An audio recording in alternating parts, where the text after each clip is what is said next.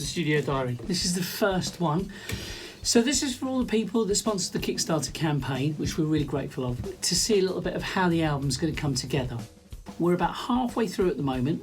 I think I've done about 20 pieces of music in this form, in this studio in Spain, where it's 42 degrees out there today and there's no aircon in here, so it's a little bit sweaty and smelly.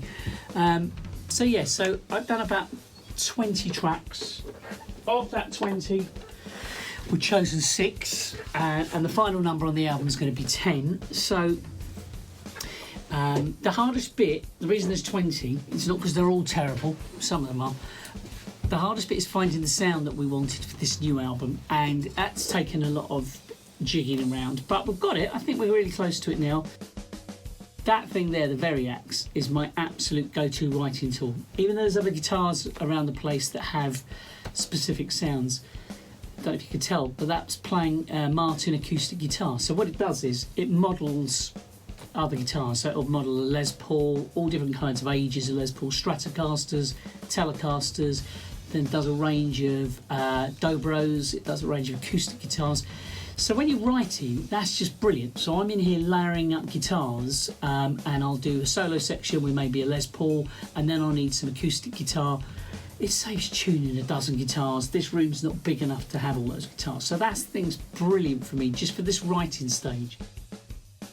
You really don't need to be an authority on guitars to recognise one of these. This is a Hofner violin bass, as played by Paul McCartney and the Beatles. This is really featuring heavily on this album, this and the Variax, especially in the demo stage. The Variax probably won't make it to the masters, just the demos. This thing's going to be all over the finished album. I just absolutely love it. It's so easy to play, and it sounds authentically 60s, which is exactly what the Screens is about. Someone's going to get this as well. I forget who it was, but I know someone's bought this, which I'm gutted about.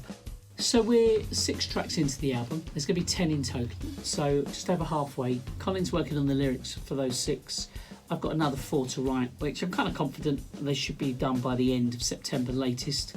And then in November, we've booked a fantastic location in the UK, which we'll take you on by this, to do the vocals.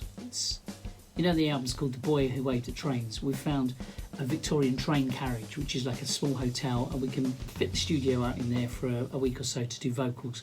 It's going to be great fun. It's going to be really in the theme of everything, so we're really excited about that.